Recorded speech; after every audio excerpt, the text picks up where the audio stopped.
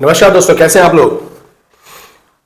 आज की वीडियो में हम देखेंगे गवर्नमेंट किस तरह हमसे हमारी गलतियों पर टैक्स वसूल करती है, या हमें कोई सर्विसेज दे दी है उसको फीस वसूल करती है, या हमें कोई अपॉर्चुनिटी देती है उसके ऊपर फीस देती है, या अगर कोई मर जाए तो गवर्नमेंट को कैसे कलेक्शन हो जाती है। इस वीडियो के अंदर हम आने वाले पॉइंट्स के अंदर ये सब जानेंगे। तो ये वीडियो है नॉन टैक्स क्या होता है। नॉन टैक्स का मतलब है टैक्स के अतिरिक्त जो भी सोर्सेस से गवर्नमेंट को पैसा मिलता है साम दाम दंड वेट करके, लेकिन वो हमारी कुछ गलतियां होती है और कुछ हमें फैसिलिटीज दी जाती हैं, गवर्नमेंट उससे पैसा अर्न करती है। तो आइए जानते हैं नॉन टैक्स रेवेन्यू का पहला पॉइंट देखते हैं। Non tax revenue is the income earn by the government from sources other than taxes, यानी टैक्सेस से अलग गवर्नमेंट जो पैसा अर्न करती है उसे नॉन टैक्स रेवेन्यू कहते हैं। पहला पॉइंट है fees. Fees are payment made by the people to the government for specific service provided by it, यानी गवर्नमेंट जो सर्विसेज हमें प्रोवाइड कराती है उसके बदले में हम गवर्नमेंट को कुछ फीस पे करते हैं। It is charge for a direct service, license fees, passport. जब आप ये बनाते हैं तो आपको भी पता है, जैसे लाइसेंस बनाने के लिए हमें लगभग 1000 रुपए खर्च करने पड़ते हैं, पासपोर्ट बनाने के लिए हमें लगभग 1500 गवर्नमेंट, तो वो गवर्नमेंट फीस लेती है और बदले में हमें ये सर्विसेज प्रोवाइड कराती है। सेकंड पॉइंट है हमारा फाइन एंड पेनल्टी।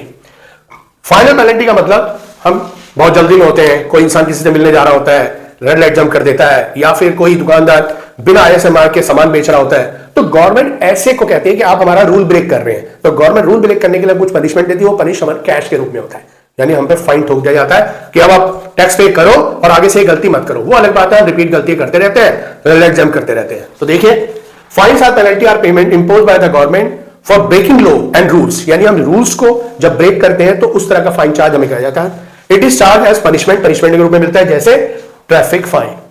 अगला पॉइंट है हमारा इंटरेस्ट रिसिप्ट्स। अब ये इंटरेस्ट रिसिप्ट्स क्या मतलब होता है। गवर्नमेंट देखिए कहीं पे गवर्नमेंट पैसा उधार दे रखा है, उसके बदले में जो गवर्नमेंट को पैसा इंटरेस्ट के रूप में मिलता है वो इंटरेस्ट रिसिप्ट्स है हमारा, वो अदर देन टैक्सेस है। Interest receipt are the income earn by the government from loan given to states, company and others. The government earn interest on the money it lend, यानी इस category में जहां जहां loan दिया हुआ है वहां से गवर्नमेंट को इंटरेस्ट के रूप में पैसा मिलता है। ये एक नॉन टैक्स रेवेन्यू की इनकम गवर्नमेंट की होती है। आगे पॉइंट देखिए, तो अगला पॉइंट है हमारा डिविडेंड एंड प्रॉफिट। देखिए, गवर्नमेंट अपनी कोई फर्म खोली, वहां पे मैन्युफैक्चरिंग करी, लोगों के लिए सामान बनाया, उन लोगों को सामान बेचा और बदले में प्रॉफिट कमाया।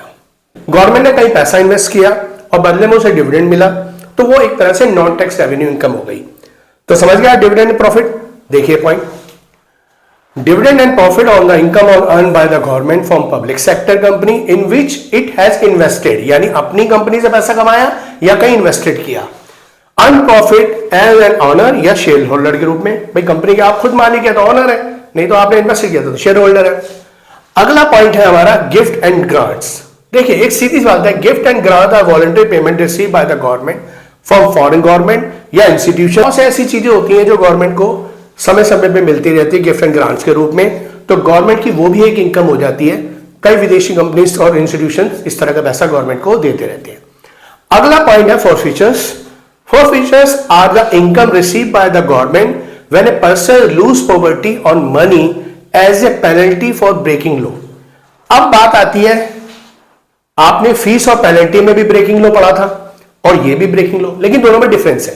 देखिए पहले वाले फाइन्स एंड फीस में आपने पढ़ा था जब हम कोई ट्रैफिक रूल ब्रेक करते हैं या फिर हम ऐसी चीज बेच रहे हैं जो समाज के अंदर ठीक नहीं है, तो वो हमारा फाइन्स और पेनल्टी के रूप में था।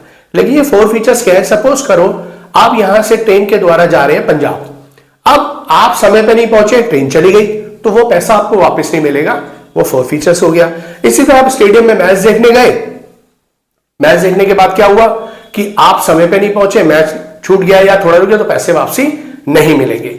इसके अलावा सपोज करो आपने कोई घर लिया है, घर लेने के बाद आप उस घर को किस्तें समय पे नहीं भर रहे हैं, तो जो पैसा आपने भरा है वो भी आपका जब्त हो जाएगा, जिसे फॉरफीचर्स कहा जाता है। एक और एग्जांपल हम ले लेते हैं। सपोज करो किसी कंपनी ने शेयर इश्यू किए, वो शेयर का वादा था कि 10 रुपए प्रति शेयर आप देंगे, लेकिन आप दे नहीं पा रहे, तो जितनी आपकी डिपॉजिट मनी है वो भी आपकी जब्त कर ली जाएगी। That is called forfeitures. तो आप समझ गए पॉइंट। आगे और एक पॉइंट देखते हैं जिसको हम एस्टीट्स पर स्पेशल असेसमेंट देखते हैं। रेवेन्यू का अगला पॉइंट है एस्टीट्स। एस्टीट्स का क्या मतलब है। सपोज करें एक आदमी है जिसकी लाखों करोड़ों की संपत्ति है, एसेट्स है, और उसका कोई वारिस नहीं है, कोई लीगल हायर नहीं है, तो वो अगर मर जाता है तो उसकी जो प्रॉपर्टी होती है वो स्टेट गवर्नमेंट को ट्रांसफर हो जाती है, यानी उस पर अधिकार स्टेट गवर्नमेंट का हो जाता है, तो उसको एस्टीट कहा जाता है। तो समझ लें जिसका उत्तराधिकारी नहीं है वो एस्टीट्स है। When a person died without a will and has no legal honor, their property goes to state government. This is called estates. तो समझ गए आप कि भाई उसने कोई विल भी नहीं छोड़ी, तो ऐसी संपत्ति ट्रांसफर ऑलरेडी हो जाती है। अगला पॉइंट है स्पेशल असेसमेंट। स्पेशल असेसमेंट का क्या मतलब होता है? जब गवर्नमेंट कोई स्पेसिफिक प्रोजेक्ट नहीं शुरू करती है और उस प्रोजेक्ट के कारण वहां की वैल्यू एसेट्स की बढ़ जाती है। सपोज करो आपके एरिया के पास, आपके घर के पास मेट्रो शुरू हो जाए, अब गवर्नमेंट का प्रोजेक्ट है, तो नेचुरली बात है कि वहां पर क्या होगा, आपकी प्रॉपर्टी के रेट्स अप हो जाएंगे। तो वो गवर्नमेंट के स्पेसिफिक प्रोजेक्ट के कारण हुआ, that is called special assessment. तो आप समझ गए होंगे। देखिए, A special assessment is a charge collected by the government from people who directly benefit from the special public project. तो सीधी बात है, जब आपकी प्रॉपर्टी के रेट बढ़ेंगे तो वहां पे गवर्नमेंट सर्कल रेट भी बढ़ा देगी, यानी प्रॉपर्टी के रेट बढ़ा देगी और सरकार का रेवेन्यू जो है income generates other than sources हो जाएगा। तो ये आपके सारे पॉइंट्स है नॉन टैक्स रेवेन्यू गए। आशा करता हूं आपको अच्छी तरह समझ आएगा। अपने दोस्तों से शेयर कीजिए, लाइक कीजिए, कमेंट बॉक्स में कोई क्वेश्चन पूछना है वो पूछिए और चैनल को सब्सक्राइब करिए।